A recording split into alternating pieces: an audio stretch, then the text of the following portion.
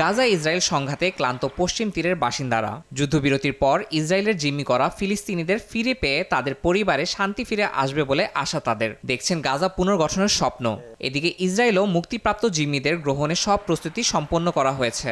তাদের চিকিৎসা এবং পুনর্বাসনের জন্য হাসপাতালগুলোতে খোলা হয়েছে বিশেষ ওয়ার্ড।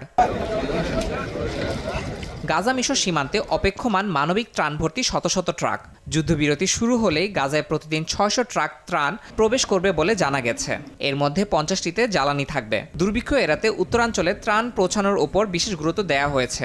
খাদ্য ও চিকিৎসা সরঞ্জাম সরবরাহে প্রস্তুতি নিচ্ছে জাতিসংঘ সহ অন্যান্য আন্তর্জাতিক সংস্থাগুলো। লেবাননে সফরকালে জাতিসংঘের মহাসচিব আন্তোনিও গুতেরেস যুদ্ধবিরতির পর গাজায় বিনা বাধায় ত্রাণ সরবরাহের আশা প্রকাশ করেন। Since the first day, asking for a ceasefire in Gaza and for the unconditional release of the hostages and for open access for humanitarian aid to the people in Gaza.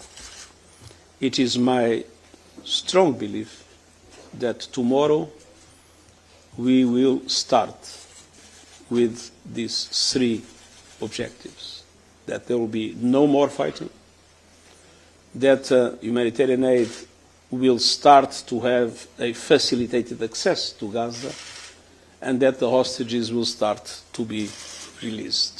আন্তর্জাতিকভাবে স্বীকৃত ফিলিস্তিনের সরকারি জোট গাজা উপত্যকার পূর্ণ দায়িত্ব নিতে প্রস্তুত আছে বলে জানিয়েছে মার্কিন গণমাধ্যম সিএনএন। দেশটির প্রেসিডেন্ট এবং পিএ জোটের শীর্ষ নেতা মাহমুদ আব্বাসের দফতর থেকে এক বিবৃতিতে বলা হয়, গাজা উপত্যকার পূর্ণ দায়িত্ব নিতে যাবতীয় প্রস্তুতি শেষ করেছে ফিলিস্তিনের সরকার।